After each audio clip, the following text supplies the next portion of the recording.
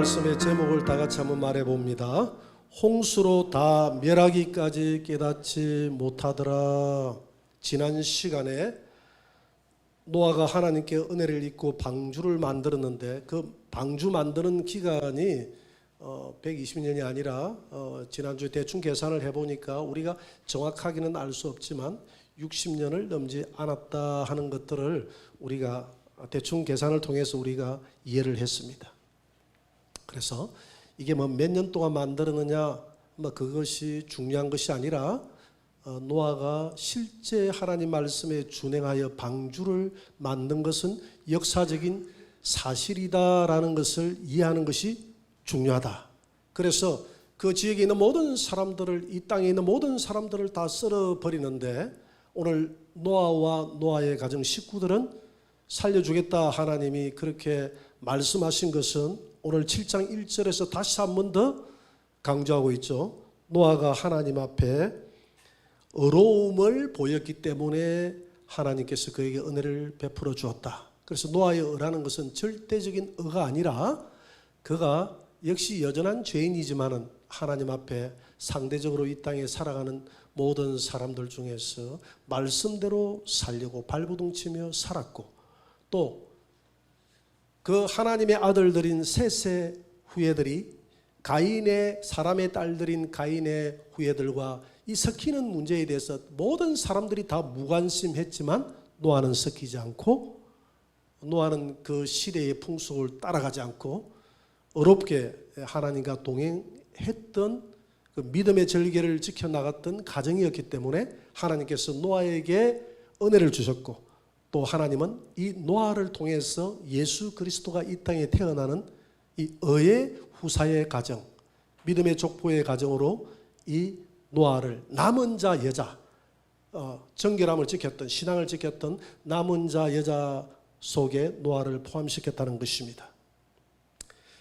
오늘 7장 4절에는 이렇게 하나님이 말씀하고 있습니다. 이제 방주를 다 만들었어요. 방주를 다 만들고 나니까 지금부터 7일이면 내가 40주야를 땅에 비를 내려 내가 모든 지면의 생물을 지면에서 썰어버릴 것이다 라고 이야기를 했습니다.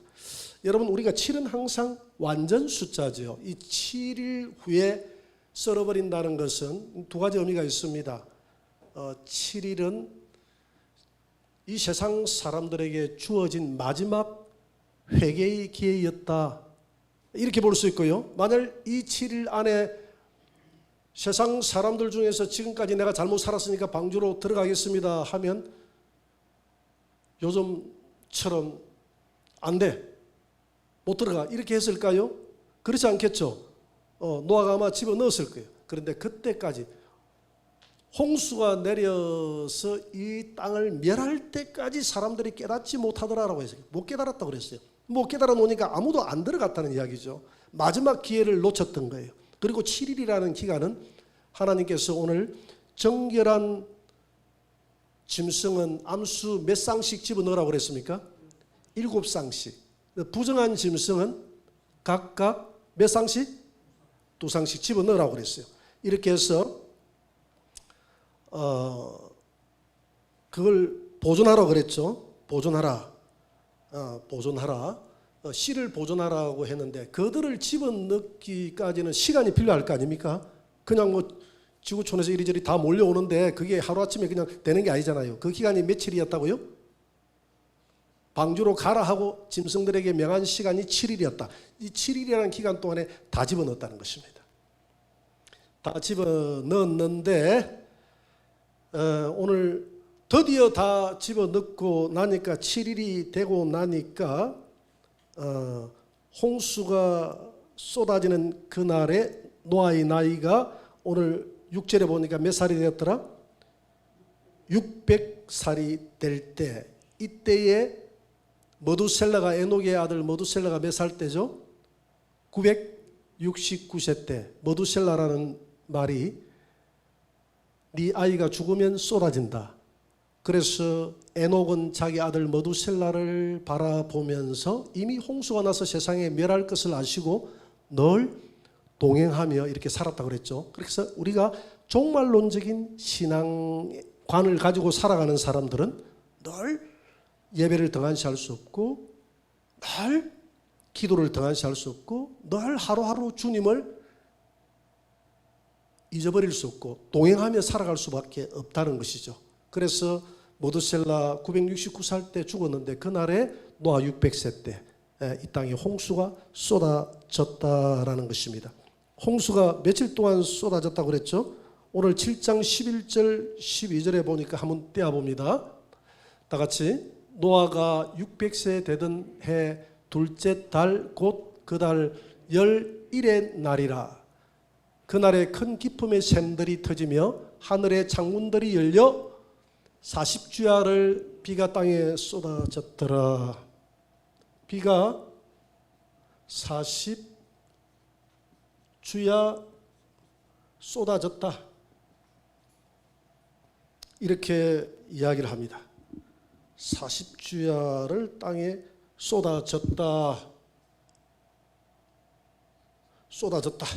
이렇게 이야기를 하죠. 40주야를 땅에 쏟아졌다. 자, 이 40이라는 이 숫자는 이스라엘 백성들이 광야 생활을 몇 년 했습니까? 40년 동안 했고 예수님이 40일 동안 금식 기도를 했고, 이 40이라는 숫자는 연단과 인내의 시간이었다. 이렇게 보면 됩니다. 연단받고 인내하는 시간. 인내하는 시간이었다. 근데 하늘에서만 비가 쏟아진 것이 아니라 땅에서 뭐가 터졌다고요? 기품의 샘들이 터졌다. 그 다음에 하늘의 창문들이 열렸다. 이렇게 표현하고 있습니다. 그러니까 이렇게 된 때가 600세 되던 날 몇월 달이었죠? 둘째 달이니까 2월이죠. 2월 17일입니다. 2월 17일 날 홍수가 시작됐죠. 홍수 시작. 노아 600세 되던 날 2월 17일 홍수가 시작됐는데 땅에서는 기품에 샘이 터졌고 하늘에서는 창이 아니라 창들이 열렸다. 그러니까 이 비는 제한적인 비가 아니라 창들이 열렸다는, 창이 열렸다는 것은 그냥 막 하수구에 물 내려가듯이 폭포수가 그냥 쏟아지듯이 비가 쏟아졌다는 얘기거든요. 그 창들이라는 복수를 썼으니까 지구촌 곳곳에서 이런 비가 다 왔다는 것입니다. 그래서 이 홍수는 이 제한 홍수설, 부분 홍수설이 아니라 이 땅의 모든 땅에 비가 다 쏟아졌다 하는 것을 증거하고 있는 내용입니다.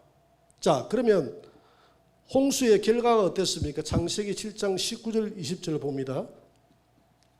홍수 결과 다 같이 물이 땅에 더욱 넘침에 천하의 높은 산이 다 잠겼더니 20절 물이 불어서 15규빗이나 오르니 산들이 잠긴지라. 1규빗이 약 한 45cm라고 생각할 때 15규빗이면 6m 80, 약 한 7m 가까이. 그러니까 산봉우리가 잠기고 산봉우리 위에 한 7m까지도 물이 올라갔다는 이야기가 되겠습니다. 15규빗까지 올라갔다 이 말이거든요. 이 땅에 이리 올라갔다. 자, 이렇게 물들이 40일이 지나고 난 다음에 이렇게 다 40일 동안 비가 오고 나니까 이렇게 다 잠겨버렸어요. 밤낮 주야로 비가 왔으니까. 그러면 우리가 생각할 때 과연 지구촌을 덮을 정도의 이런 지구촌 덮을 정도의 물이 하늘에 있었느냐라는 겁니다. 있었느냐? 하늘에 있었느냐라는 이런 문제가 생기죠.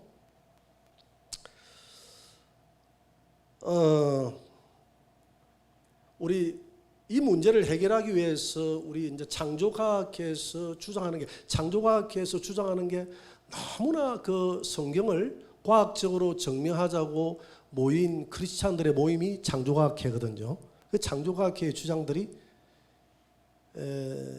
성경에 기록되어 있는 이런 수많은 이적들, 현대의 모든 과학으로 증명되지 않는 것들을 과학적으로 증명하는 사람들이 모인 집단이 바로 모인 학회가 창조과학회입니다. 믿음의 사람들. 그리고 창조과학회에서 성경에 있는 이런 내용들을 과학적으로 증명하려고 얼마나 노력하는지 모르고 그리고 상당한 성과를 거두고 있고 대부분 또 맞는 말들인데 그러나 그분들의 주장이 다 100% 맞다 이렇게 이야기를 해버리면 또 창조과학계가 또 새로운 하나의 너무 신성화 돼버리는 또 이런 문제가 생길 수가 있죠.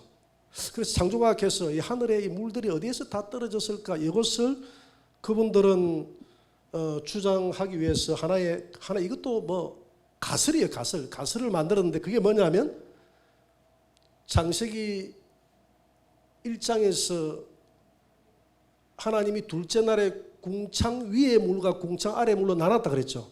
그래서 창조과학에서는 이렇게 해석을 하는 겁니다. 여기 지구가 있으면 지구를 물을 가득 덮고 있었잖아요. 그죠?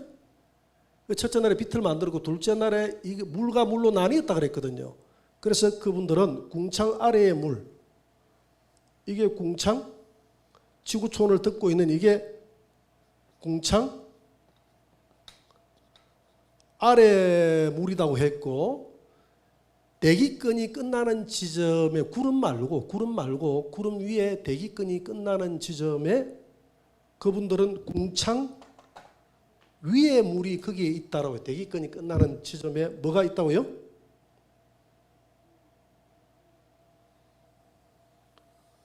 요게 대기권이라고 하면 요게 대기권이라고 생각하면 자, 한번 그려볼게요. 요게 대기권. 대기권은 공기가 있는 지역을 대기권이라 하죠. 이 대기권 끝나는 요 마무리 마지막 지역에 물띠가 형성되어 있다는 거예요. 이 물띠. 이 물띠를 창조과학에서는 무슨 물이다 한다고요? 예, 이 물을 가지고 궁창 위의 물이다. 위 물이다 이렇게 이야기를 합니다. 그래서 홍수 때 하늘의 창을 열어서 이 하늘에 있는 이런 궁창 위의 물들이 구름은 여기 있고요. 구름은 여기 있고 이 대기권 아래쪽에 구름이 있고 대기권 끝나는 그 뒤쪽에 궁창 위의 물들이 형성되어 있는데 이 위의 물들이 다 지구촌으로 다 쏟아졌다 이렇게 이야기를 합니다. 그래서 그분들은 노아 홍수 끝나기 전에는 이 물띠가 있어서 외부로 오는 이 태양으로부터 이 태양 아닙니까? 이런 태양, 이 달이 있고요.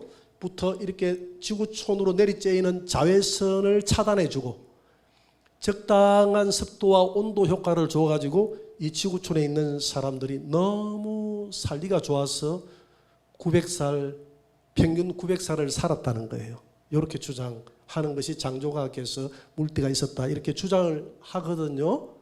주장을 하는데 이 주장에 이제 문제점이 몇 가지가 있죠. 몇 가지가 있어요. 첫째는 실제 물이 있었다 한다 하더라도 이 물띠가 이 우주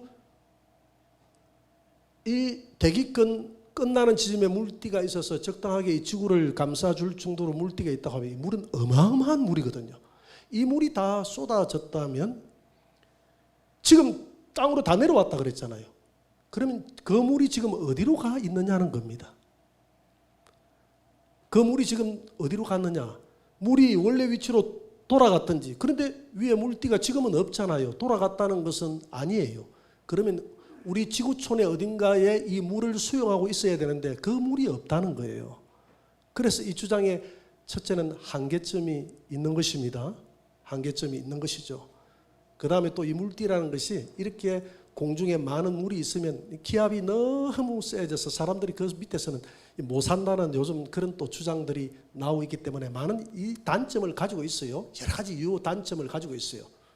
그런데 성경적으로 보면 이 주장이 과연 이 물띠가 궁창 위의 물이 맞느냐라는 문제가 나옵니다. 성경대로 하면 궁창 위의 물이 아니에요. 왜냐하면 하나님이 넷째 날에 해와 달과 별을 어디에다가 만들었다고 그랬죠? 예? 넷째 날에 해와 달과 별을 넷째 날에 어디에다 만들었다 그랬죠? 궁창에다가 만들었다 그랬잖아요. 해와 달과 별을 궁창에다 만들고, 해와 달과 별이 있는 여기가 뭡니까? 여기가 해와 달과 있는 별이 대기권을 포함해서 벗어난 요 지역이 궁창입니다. 그러면 둘째 날에 궁창 위의 물과 궁창 아래의 물로 나눴다고 하면 해와 달과 별이 있는 그 위의 물과 해와 달과 별이 있는 아래의 물로 나눴다고 해야 되는데, 지금 이 물띠는 해와 달과 별이 있는 그 아래에 있기 때문에 궁창 위의 물이 될 수가 없다는 것이죠. 과학적으로는 될 수 있을지 몰라도 성경적으로는 안 맞다는 것이죠. 여러분, 성경이 맞습니까? 과학이 맞습니까? 성경이 기록된 대로 해야죠. 궁창 위의 물과 궁창 아래의 물로 나눴다 하면 저 하늘에 있는 은하계, 해와 달과 별이 있는 그 위에 물이 있어야 된다는 겁니다. 이해가 됩니까? 그러면 이걸 갖다가 그러면 궁창의 물이라고 하면 이거는 궁창 위의 물이다 하면 안 되죠. 성경에서 기록자가 그러면 성경을 오류적으로 적었다는 이야기 되죠. 궁창에 물이 있으면, 지금 궁창이잖아요. 그죠? 이게 이 물띠는 성경적으로 봐서 좀 궁창 아래의 물이지만은 궁창이라는 것은 대기권을 포함한 거니까 궁창의 물이면, 그러면 이렇게 해야 돼요. 궁창 안에 있는 물과 궁창 아래에 있는 물로 나눴다든지 궁창에 있는 물과 궁창 아래의 물로 나눴다, 이렇게 돼야 되는데 성경은 분명히 궁창 이 위의 물과 궁창 아래의 물로 나눴다 했거든요.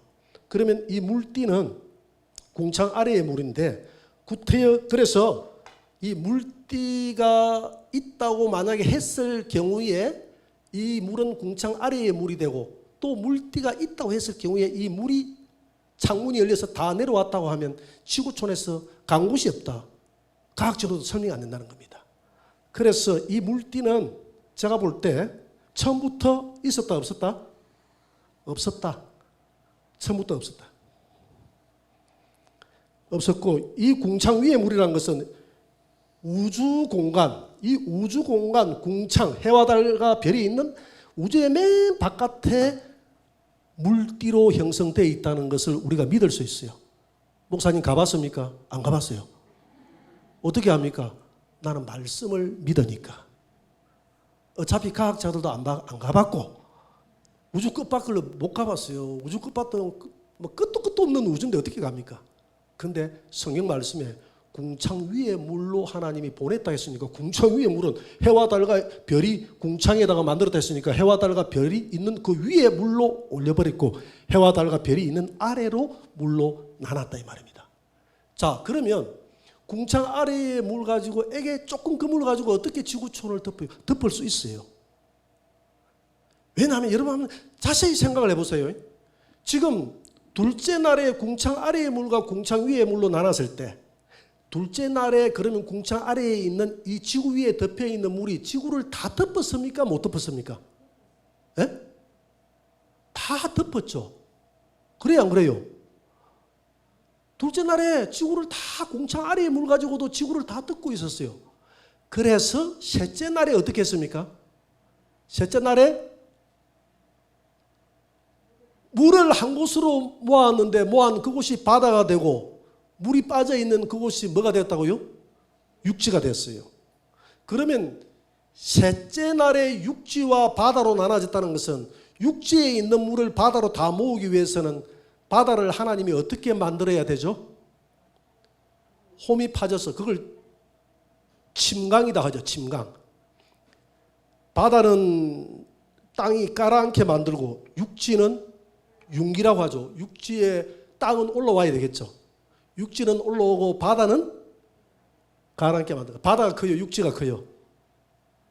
바다가 크잖아요. 지금 바다가 크잖아요. 그래서 그 많은 물을 땅을 갖다가 한쪽에는 끄지게 만들고 가라앉게 만들고 침강되게 만들고 한쪽에서는 올라오게 만들어서 물이 바다로 다 흘러 들어가서 육지가 드러나게 만들었다는 것이죠. 그런데 이 상태를 어떤 상태가 됩니까? 이렇게 되겠죠. 바다는 지구가 이렇게 되어 있으면 이렇게 둥근 지구로 만들었는데 이 바다, 이게 바다야, 바다. 바다의 육지가 땅이 쑥 꺼지게 만들고 이 올라가 있는 이 볼록한 육지에 있는 물들이 바다로 다 흘러 들어가게 만들었는데 이 상태를 만약에 창세기 둘째 날의 상태로 돌려놓으면 지구는 어떻게 됩니까? 물로 다 덮이죠. 육지가 동그랗게 올라와 버리면 지구는 물로 다 덮여버립니다. 덮여버림. 자, 노아의 홍수 때 이런 상태로 만들어버린다면, 하나님이 만들어버린다면 구태여 이런 물띠가 무리하게 내려와가지고 지구를 덮었다라고 해가지고 이 물이 간 곳도 없는 물을 이렇게 우리가 무리한 주장을 할 게 아니라 하늘에 있는 구름만 내려오고 지하수물만 다 올라오면 창세기 둘째 날의 상태로만 돌려버리면 이 지구는 노아 홍수 때처럼 다 잠겨버린다는 것입니다. 그러면 둘째 날의 상태로 돌려야 되는데 둘째 날의 상태로 돌렸다는 증거가 있느냐? 증거가 있다는 것이죠. 증거가 있다는 것입니다. 마이크 오드라는 박사가 있습니다. 마이크 오드. 자, 마이크 오드라는 박사가 그분이 쓴, 그분뿐만이 아닙니다.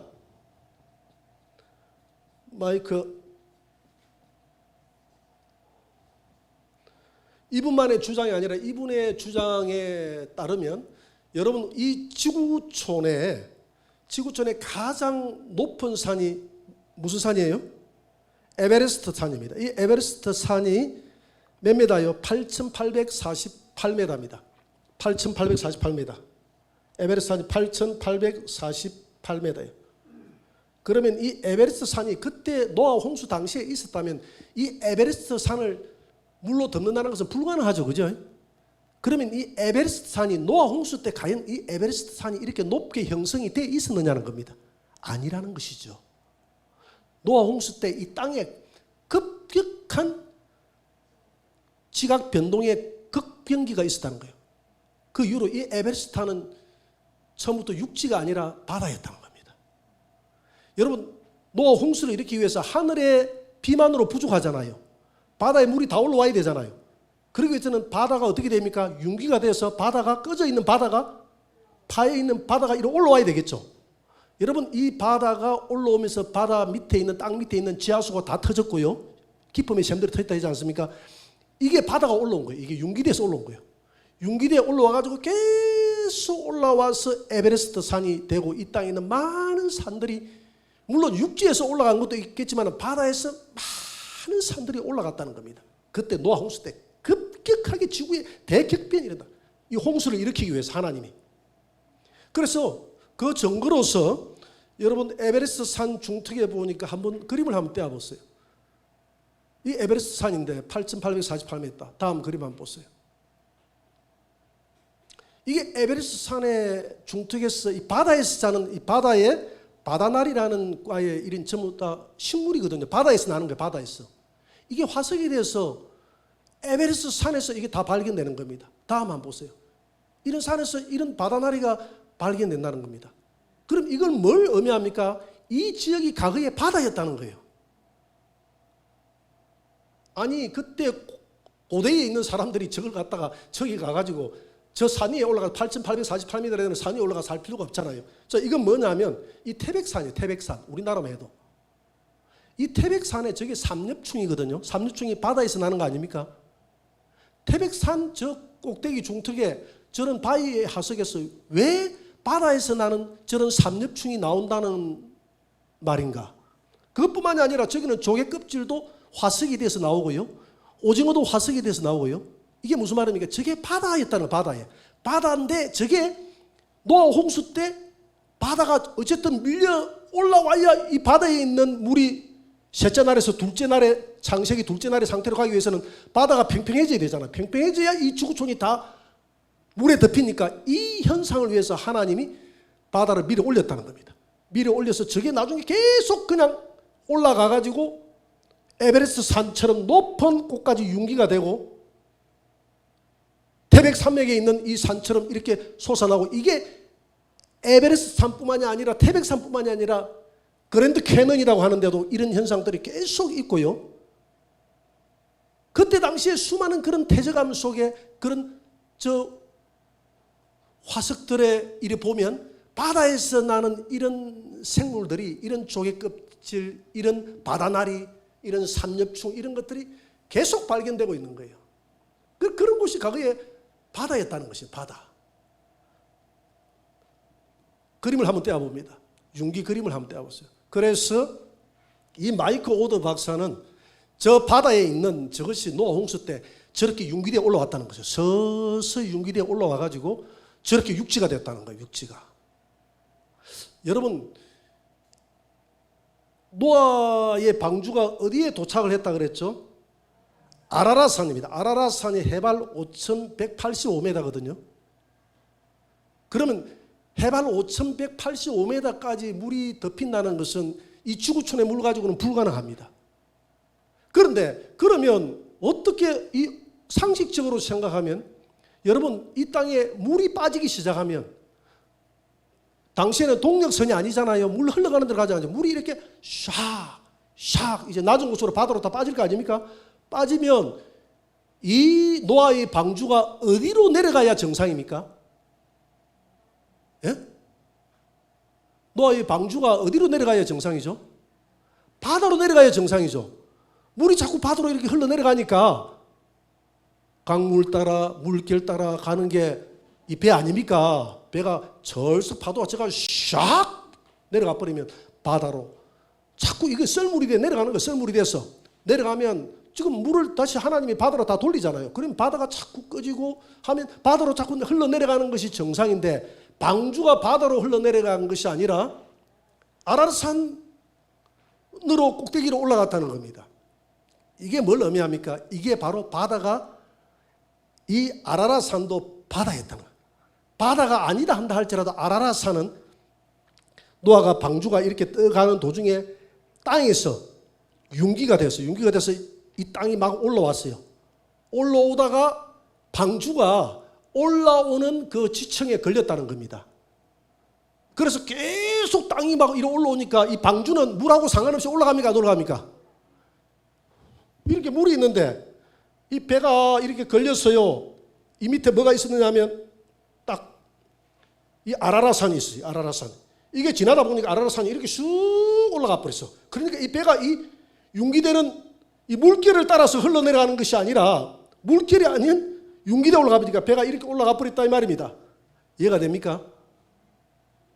이렇게 돼 버렸다는 거예요. 이렇게 돼서 노아 홍수가 이 땅의 물만으로도 가능했다는 것이죠. 그래서 지각 변동이 급격하게 이렇게 막 일어났어. 해일이 일어나고 땅이 완전히 뒤집혔죠. 뒤집혀 가지고 많은 땅에 있는 모든 생물들은 이렇게 막 뒤집히면서 물이 빠지고 하면서 이 생물들이 그러니까 노아 홍수 때는 이 땅에 우리가 상상할 수 없는 수많은 사람들이 살았다는 겁니다. 그러니까 노아도 500살 때 아기를 낳았으니까 600살 막 이때까지도 아기를 낳으니까 우리 산화 제한이 없는 우리 신체적인 기능이 지금 아기를 많이 낳는다 한다 할지라도 한 10명 이상 못 낳잖아요. 당시에는 그렇지 않았다는 거죠. 수십 명 아마 100여 명까지도 이 신체 기능이 가능했다는 겁니다. 그러니까 무한정 아기를 낳으니까 지금의 인구 이상으로 살았다는 거죠. 많아요. 인구만 뭐 지금 정도는 아니라도 어쨌든 수십억이 살았다는 이야기가 되고요. 그때 당시만 해도 인구뿐만이 아니라 공룡이라든지 우리가 알지 못하는 수많은 동물들이 그때는 동물들도 이렇게 빨리 죽지 않았거든요. 장수를 했으니까 그 동물들의 번식은 더 빠르잖아요. 얼마나 많은 동물들이 살았겠습니까? 그래서 이것들의 격변기가 일어나면서 이것들이 물길에 쓸려가지고 한 군데 다 모여가지고 가라앉으면서 바다에 가라앉으면 그것이 바다에서 석유가 됐고 육지에 가라앉으면 육지에서 석유가 됐다는 겁니다. 그리고 나무들이 수많은 나무들이 막 그냥 다 뿌리채 뽑히고 다 해가지고 그것들이 묻혀가지고 석탄이 됐다는 거예요. 그래서 이런 서서히 되는 게 아니라 이것은 창조과학자들에 의하면 한순간의 극변기로 인해서 이렇게 뒤집어져야 석유도 되고 석탄도 된다는 거예요. 그렇게 해가지고 지금 우리가 뽑아 먹는 게 우리 석유입니다. 석유가 우리 조상들의 그 뼈와 살을 우리가 빨아먹는 거예요, 지금. 사실은 그렇게 됐잖아요. 이렇게 보면 충분히 우리가 이해가 돼야 안 돼요? 이해가 됩니다. 이해가 돼요.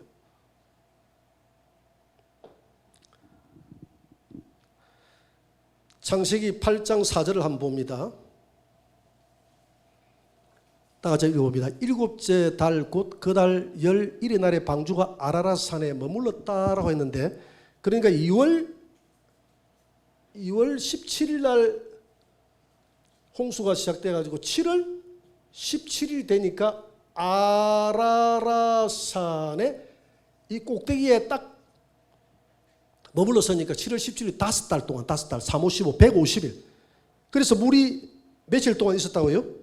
오늘 24절에 보니까 물이 150일을 땅에 넘쳤는데 150일이 지나고 나니까 홍수가 내리기 시작한 때부터 2월 17일부터 홍수가 내려가지고 7월 17일까지 이 땅에 물이 하나도 안 빠지고 육지가 안 드러나다가 7월 17일 날 5달이 지나고 나니까 아라랏 산의 꼭대기에 딱 걸렸다는 거예요.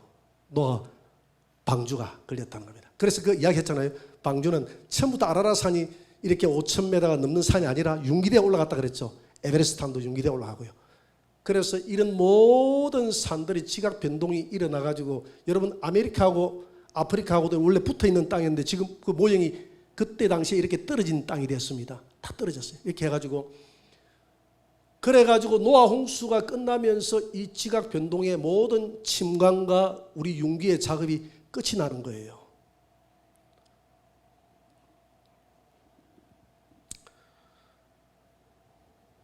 자, 그러면 또 한 가지 우리가 그러면 좋다. 그러면 둘째 날의 상태로 이렇게 해서 돌렸다는 겁니다. 이해가 되죠? 둘째 날의 상태를, 둘째 날에는 이렇게 궁창 아래에 이 물만 해도, 그러니까 둘째 날에는 구름이 있었습니까? 없었습니까? 구름이 없었죠. 그죠? 구름이라는 것은 해가 있어야, 해가 넷째 날에 만들었으니까. 그래서 해가 물을 빨아올려야 물의 순환작용에 의해서 올라갔다가 기체가 돼서 다시 이 기체가 쌓이면 내려오는 게 비가 되잖아요. 이게 물의 순환운동인데 그때까지는 순환운동이 없었어요. 그러면 넷째 날이 되니까 이 물들이 올라와가지고 이 구름이 되죠. 그러면 하늘의 창문들이 열려서 다 쏟아졌다는 것은 구름이 쏟아졌다는 이야기인데, 그러면 이제 이런 모순점에 직면합니다. 목사님, 그러면 다 이해는 가요. 둘째 날의 상태를 다 돌리면 땅이 융기가 되고 진강이 되어지면 이렇게 되면 바다에 있는 물은 다 육지로 올라오고 해서 이렇게 노아 홍수가 된다는 것은, 둘째 날의 상태로 돌리면 된다는 것은 이해가 되는데, 하늘의 창문들이 열려서 40일 동안 지속적으로 비가 올 수 있을 만큼 하늘에 구름이 그렇게 있나요? 라고 물으면 구름이 없잖아요. 40일 동안 어떻게 구름이 이렇게 내릴 만큼 하늘에 있는 비가 저장되지 않았습니다. 이 구름이라는 것은 일정한 무게가 있으면 땅으로 내려오거든요. 내려와도 우리가 아무리 비가 많이 와도 비가 한 일주일 이상 오는 경우는 드물잖아요. 오고 나면 다 오잖아요. 그죠? 그럼 이 물이 그러면 어디서 쏟아졌다는 이야기입니까? 이렇게 하면 여기에는 여러분들이 무슨 의미 필요합니까? 예, 믿음이 필요해요. 믿음. 여기에는 믿음이 필요하다. 믿음이 필요하다. 그러면 어떤 근거에 의한 믿음입니까? 라고 물어본다면, 여러분 엘리야 시대 때 엘리야가 기도하니까 몇 년 동안 비가 안 왔다고 그랬습니까? 3년 6개월 동안 비가 오지 않았다고 그랬습니다. 기도하니까 3년 6개월 동안 비가 오지 않았다고 그렇게 이야기를 했습니다. 그렇게 이야기했고, 여호수아 10장 12절에 보니까 여호수아가 아모리 군대하고 싸울 때에 태양아 기본 온 위에 머물러라, 달아 아얄란 골짜기에 머물러라 했을 때 하나님이 이 자연의 이 현상을 멈추고 하나님의 능력으로 머물게 했습니까? 안 했습니까? 했다 이 말입니다. 여기에는 뭐가 필요하다고 이걸 믿는 때는 믿음이 필요하죠. 어떻게 해가 멈춥니다. 이거는 믿음이 필요한 겁니다. 할렐루야. 이거는 물론 이 창조과학자들이 이 머물러 있는 시간까지도 지금 다 빼내더라고요. 나는 수학자가 아니니까 거기까지는 나는 몰라도 하여튼 하나님이 한나절을 이렇게 거기에 있는 아모리 족속들을 다 이렇게 멸할 때까지 이렇게 한나절을 머물러 있다고 했는데 한나절이 아니라 자연을 하나님은 10일도 100일도 1000일도 멈추게 할 수 있는 하나님이십니까? 아니십니까? 그런 능력을 가진 하나님이라는 것을 믿는 데에는 자연의 순리를 벗어난 믿음이 필요하다 이 말이죠.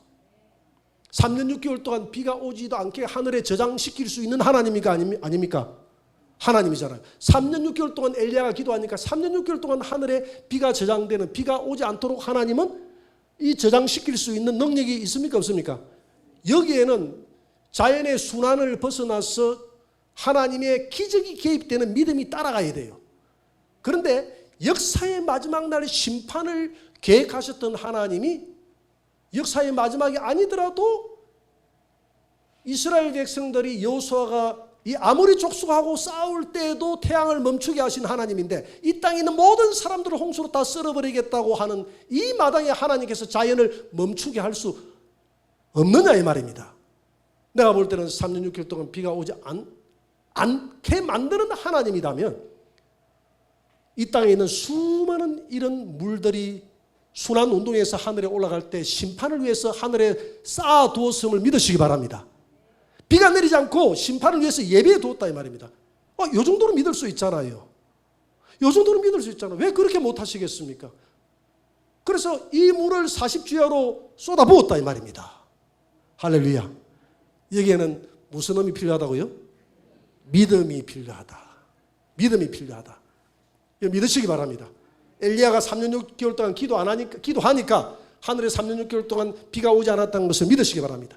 이때 당시도 노아가 하나님의 마음을 가지고 심판을 결의하고 기도했다면 하나님께서 이 땅에 계속 물만 올라가게 만드시고 하늘에 심판을 위해서 물을 쌓아두게 만드셔서 나중에 방주가 다 만들어졌을 때 하늘에서 대기권에 하나님의 능력으로 바치고 있던 성령의 신비한 하나님의 그 권능으로 바치고 있던 물들이 다 쏟아지면 다 쏟아지고 바다에서 윤기가 일어나서 바다에 그 꺼져 있던 가라앉아 있던 이 땅들이 점점 올라와서 태백 산맥이 되고 에베레스트 산이 되고 아라랏 산이 되고 이렇게 산이 막 올라가는 거예요. 육지도 올라가는 거예요. 그러면 그 많은 기품의 샘들이 땅에서 터지면서 지하수도 같이 터져가지고 같이 물이 있는 물이라고는 하나님이 다 동원해서 그 물을 육지로 이렇게 막 되돌려내면 바다에서는 밀물이 돼서 육지로 올라오고 하늘에서는 하늘에서 창에서 물이 쏟아붓고 땅에서는 지하수가 나가지고 기품의 샘들이 터지더라고요. 그러니까 막 터지고 해일이 일어나서 이렇게 올라오고 이렇게 해가지고 오히려 또 육지는 꺼져가지고 바다가 되고 나중에 결과는 그렇다 이 말입니다. 육지가 꺼져가지고 바다가 됐다는 그 바다에서 지금 과거에 살았던 사람들의 그 유적터가 바다에서 또 발견되기도 하는 거예요. 노아 홍수 당시에 이런 지각 변동이 일어나서 그때 이게 대격변이 땅에 대격변이 일어나서 이게 석유도 되고 나무가 전부 다 모여가지고 석탄이 되고 이렇게 했다는 이런 사건들이 그래서 노아 홍수가 끝나면서 이 물들이 다시 하나님께서 윤기 침강 작업을 끝내시고 육지에 있는 이 물들이 빠지면서 다시 바다를 만들어서 바다로 내려갈 거 아닙니까? 급속도로 내려가면서 막 씻겨 내려가면서 그랜드 캐년 같은 이런 계곡이 생기고 산에 계곡이 생기고 이렇게 쓸려가서 내려갔어. 그래서 그것이 나중에 막 떠내려가면서 많이 떠내려간 지역일수록 강이 생겼다는 강이. 이게 강이 생기고 하는 것은 계속 물이 육지에서 빠져가지고 바다로 흘러내려가고 하면서 처음에는 물이 평평하게 흘러내려가면서 마지막 남은 물들이 한쪽으로 계속 모여가지고 땅을 파고 들어갈 거 아닙니까? 이게 나중에 강이 돼가지고 한강이 되고 금강이 되고 낙동강이 되고 섬진강이 되고 그래서 우리나라는 그래도 큰 강이 없는 거 보니까 이런 작업들이 좀 들려요. 브라질에 가보니까요. 강이 아니라 바다라. 4대강 사업을 할 수도 없어. 내가 보니까 여기서 저기까지 건너가다 보면 까매요. 잘 보지도 않아요. 그렇게 넓은 강이 있더라고.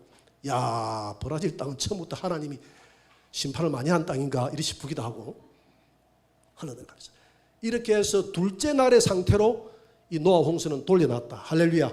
둘째 날의 상태로 돌려놓으면 이 지구는 현재 이 물띠가 구태여 없다고 이야기해도 하늘에 있는 이 구름이 머금고 있는 이 빗물 다 내려오고 이 융기 작업과 침강 작업이 일어나서 이렇게 다 하면 깊음의 샘들이 터지고 하늘에서 비가 내려오면 둘째 날의 상태로 돌려놓으면 지구는 다 덮여버린다는 겁니다.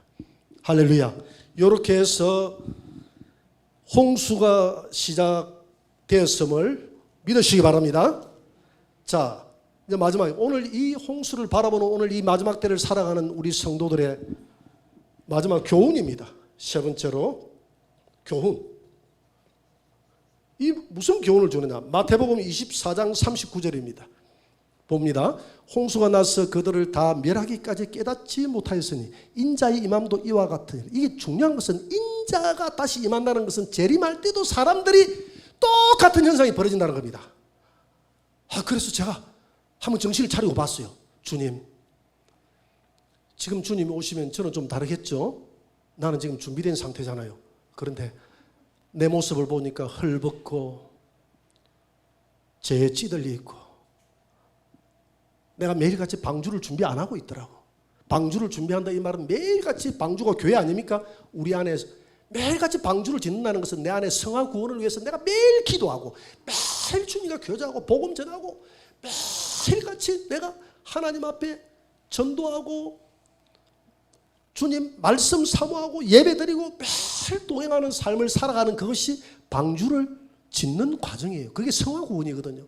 그래서 내 안에 방주가 완성됐다는 것은 내 안에 100배의 믿음이 완성된 상태를 말하는데 나의 모습을 보니까 100배는커녕 60배는커녕 아무것도 준비되지 않는 헐벗은 나의 모습이라. 오 주님, 내가 준비한다 하면서 그래도 우리 교회가 나름 깨어서 기도한다고 하면서 나름 이런 상에도 예배를 드리고 믿음의 절개를 지킨다 하면서도 노아가 주님과 동행하며 급격하게 심판을 바라보며 동행했던 그때의 삶과 오늘 지금 나의 삶은 너무 형식에 찬 삶이고 진정으로 주님을 사랑하는 마음이 내 마음에 없습니다. 내가 잠들어 있네요. 내가 지금 방주를 짓지 않네요. 내가 이 시간 주님이 오신다는 이 사건을 내 머리로서는 이해하나 내 영혼은 급격하게 느끼면서 살아가지 않더라는 것입니다. 인자가 임할 때도 홍수가 나서 다 멸하기까지 이 땅에서 깨달은 사람은 노아의 방주에 타고 있는 이 사람들만 깨닫고 지구촌에 아무도 못 깨달았더라. 노아의 방주가 우리 하늘영광교회가 되기를 주의 이름으로 축원합니다. 유튜브를 통해서 우리 하늘영광교회와 예배드리는 여러분들의 교회도 되기를 주의 이름으로 축원합니다. 질투하실라. 하늘영광교회 저가 뭔데 저만 된다고 그러.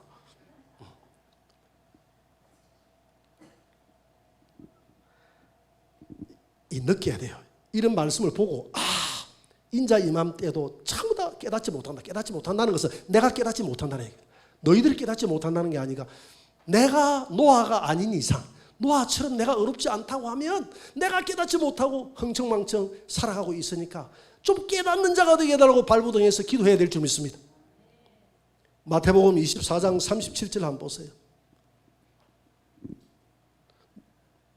노아의 때와 같이 인자의 임함도 그러하리라. 홍수 전에 노아가 방주에 들어가던 날까지 사람들이 먹고 마시고 장가들고 시집가고 있으면서 39절 홍수가 나서 그들을 다 멸하기까지 깨닫지 못하였으니 인자의 임함도 이와 같으리라. 사람들이 장가가고 시집가고 전부 그렇게 한다고 그랬어요. 먹고 마시고 장가들고 시집가고. 누가복음 17장 28절에 보니 거기에 네 가지를 더 붙여서 사고 팔고 신고 집을 짓고. 우리 교회 9월 달에 장가 보내는 집사님이 계시고 10월 달에 시집 보내고 장가 보내는 집사님 가정들이 계시는데 마음이 덜컥하고 말세 시집가고 장가가는데 내보고 하는 말 아닌가. 시집가고 장가가고 사고 팔고 신고 집을 짓고 이런 일을 하지 말라는 말이 아니죠. 이런 일을 하지 말라는 것이 아니라 거기에 매몰되어져서 매몰되어져서 주님이 오시는 것에는 전혀 관심이 없다는 거예요. 땅에만 매몰, 땅만 바라보는 신앙이라는 것이죠. 이런 것들을 우리 가슴에 잘 간직해야 됩니다. 노아 홍수 때 그랬다는 겁니다. 사람들이 사고 팔고 심고 집을 짓고 했다는 거죠. 그때 매매가 일어났다는 것이고, 그때도 땅의 문화가 왕성했다는 이야기 아닙니까? 문명이 왕성했다는 거 아니겠어요? 그래서 오늘 하나님이 노아에게 방주를 만들어라 라고 지시할 때, 오늘 5장 6장 22절에도 보니까 노아가 다 뭐 했더라? 준행하였더라. 7장 5절에도 어떻게 했습니까? 다 준행하였더라. 다 준행했다고 그랬어요. 오늘 방주를 만들어라 라는 이 하나님의 말씀을 준행하는 저와 여러분들이 되시기를 바랍니다. 방주는 뭡니까? 방주는 예수님의 몸이잖아요. 예수님의 몸이 오늘 교회 아닙니까? 교회가 누굽니까? 내가 교회잖아요. 우리가 방주를 짓는다는 것은 기도로 지어야 됩니다. 말씀으로 지어야 됩니다. 예배로 지어야 됩니다. 복음 전파와 제자 훈련으로 짓고 봉사와 헌신으로 우리가 지어야 됩니다. 할렐루야. 이런 삶을 멈추지 말고, 예배를 멈추지 말라. 교회 못 나와도 골방에서 예배를 멈추지 말라. 예배를 멈추지 말라. 기도를 멈추지 말라. 기도를 멈추지 말라. 하나님 말씀 보는 것을 멈추지 말라. 성도들을 제자 훈련시키는 것을 멈추지 말라. 멈추지 말라. 세상은 멈추라고 해도 우리는 희생이 있고 고난이 있어도 주님의 사역을 감당해야 됩니다. 주님의 사역을 감당해야 됩니다. 성령님은 환경에 초월해서 일하시는 분인 줄 믿으시기 바랍니다. 코로나를 초월해서 일하시는 분인 줄 믿으시기 바랍니다. 이런 것 때문에 내가 기도하지 못해요. 이런 것 때문에 예배드리지 못해요. 이건 다 핑계예요. 이렇게 해서 잠드는 거예요. 이렇게 해서 잠드는 거예요. 이렇게 세속화되는 겁니다. 이런 때일수록 더 기도해야 되고, 이런 때일수록 더 말씀 보고, 더 골방을 찾아야 되고, 더 내가 할 수 있는 대로 복음을 전하고 더 헌신해야 되는 것입니다. 왜? 우리는 그리스도의 군사로 하나님이 불렀다고 해서, 군사로 다니는 자들은 자기 생활에 얽매이는 자가 하나도 있다 없다? 없다고 그랬으니까. 그래서 히브리서 11장 7절입니다. 한번 봅니다. 다 같이. 믿음으로 노아는 아직 보이지 않는 일에 경고하심을 받아 경외함으로 방주를 준비하여 그 집을 구원하였으니 이로 말미암아 세상을 정죄하고 믿음을 따르는 의의 상속자가 되네. 여러분, 아직 보이지 않는 일에 경고하심을 받았다 했는데, 예수님의 재림은 이 땅을 불로 태워버리고 내가 재림하겠다는 그것도 아직 보이지 않는 일이지만은 우리는 믿음으로 그게 오늘 이 순간 내일 내게 이루어졌다는 것을 믿고 오늘도 살아가는 것이 바로 노아의 믿음이다 이 말입니다. 그 믿음으로 오늘 여러분들이 예배 드리고 이 예배 현장에 앉아 있는 줄 믿습니다. 그래서 주님은 언제 온다고 그랬습니까? 평안하다, 안전하다, 그때에. 평안하고 안전하다. 네가 잠잘 때, 열 처녀가 다 잠잘 때. 그래서 마태복음 24장 44절입니다. 다 같이. 이러므로 너희도 준비하고 있으라. 방주 준비하고 있으라 이 말이죠. 생각하지 않는 때에 인자가 오리라. 전혀 우리가 예상할 때 온다면, 그래서 제가 환난 중간설을 주장하지만은 그건 정답이 아니다고 그랬잖아요. 정답은 주님 앞에 가야 알고, 정답은 주님 앞에 가고, 우리는 환난 전에도 올 수 있고, 환난 중간에도 올 수 있고, 환난 후에도 올 수 있다. 항상 언제 오든지 주님을 맞이할 수 있는 준비된 자가 되어야 될 줄 믿습니다. 중요한 사실은 혀를 찌른다는 것. 혀를 찌른다. 오늘 준비하고 생각하지 않을 때에 인자가 온다. 오늘 저녁에 집에 돌아가다가 주님 오시면 좋겠습니까? 안 좋겠습니까? 오늘 오후에 예배 마치고 돌아가는 것은 여러분들의 생각 속에, 지금 여러분들의 이 머릿속에 예수님이 오신다는 그 계획이 여러분들의 머릿속에 남아있습니까? 안 남아있습니까? 지금 솔직히 남아있습니까? 저만 안 남아있는 모양이네. 이 마치고 빨리 올라가서 조금 덜어놓아야 되겠다는 생각하는 저만 안 남아있는 모양이네. 이렇게 전혀 생각지도 못했던 시간에 주님이 오신다고 그러네. 그러면 그래도 얼마나 후회함이 많겠어요.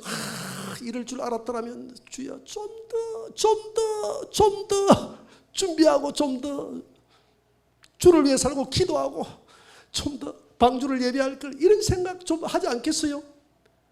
그런 후회하지 않도록 매일매일 우리의 신앙을 우리가 지켜나가자 이 말입니다. 그래서 마태복음 마지막 절입니다. 24장 45절을 봅니다. 충성되고 지혜 있는 종이 되어 주인에게 그 집 사람들을 맡아 때를 따라 양식을 나눠줄 자가 누구냐. 여러분 맡은 대로 충성을 하세요. 하나님 큰일 하지 않아라. 구역장은 구역장으로서 때를 따라 양식을 구역원들에게 나눠주세요. 교사는 교사로서 나눠주세요. 먼저 된 자, 나중 된 자 한 영혼이라도 붙들어 나눠주세요. 나는 우리 예성에 가면 목회자들이 그 이야기합니다. 교회들이 크지 않아요. 성도들이 몇 명 없어요. 한 명이라도 좋으니까 그 한 명을 천하보다 귀하게 여기고 그 영혼을 1000명, 100명, 200명 목회하는 이상으로 그 한 영혼에게 영혼을 먹이세요. 그러면 하나님은 똑같이 복을 줍니까? 안 줍니까?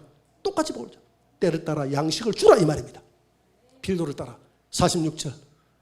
지금 때가 무슨 때입니까? 저녁 때니까 지금 말세의 종말의 말씀, 오늘 이런 말씀이 여러분들이 먹는 자가 복이 있는 줄 믿습니다. 계시록의 말씀을 듣고 읽고 지키는 자 복이 있다고 그랬어요. 자꾸 종말 이야기하지 말라고 했는데 지금 저녁 때니까 예수님 오실 때가 다 돼가는데 왜 이야기를 안 해야 돼요? 그 이야기를 하지 말라고 하면 어떤 현상이 벌어지냐면 사고 팔고 신고 집을 짓고 시집가고 장가가고 하는 일에만 퍽 매몰되어서 주님이 오는 것에 대해서는 전혀 관심이 없다 이 말입니다. 그런 것에 대해서 계속 강조를 해버리면 그거는 저녁 때 먹을 양식이 아니고 그거는 점심 때 먹을 양식이에요. 저녁 때 오늘 이런 말씀을 들어야 돼요. 새겨야 돼요. 내가 진실로 너에게 이르노니 주인이 그의 모든 소유를 그에게 이렇게 먹이고 이렇게 먹고 있는 자에게 맡기리라. 48절. 만일 그 악한 종이 마음에 더디하기를 주인이 더디오리라. 주인이 더디오리라고 생각하는 그렇게 가르치는 사람이 있다면 그건 악한 종이다 이 말입니다. 주님은 속히 온다고 했으니까 지금은 속히 오는 줄 믿습니다. 때를 따라 여러분들의 양식을 잘 먹여서 착하고 충성된 종이라는 이야기를 들으시기 바랍니다. 하나님은 여러분들에게 한 번도 무리한 걸 요구하지 않습니다. 내 위치에서 작은 일에 충성된 것이 무엇인지. 우리 교회 보니까 차량 운행하는 우리 집사님들도 계세요. 차량 운행한다면 차량 운행 2달에 한 번 들어오든지 그 시간에 불평하지 마시고 늦게 나온다고 토닥토닥 또 오나 마나 이렇게 그런 분 하는 거 한 번도 없지만은 끝까지 순종하시고 이거 하나도 주여 이게 복음의 열차가 되게 하여 줘 노아의 방주의 차가 되게 하여 주옵소서.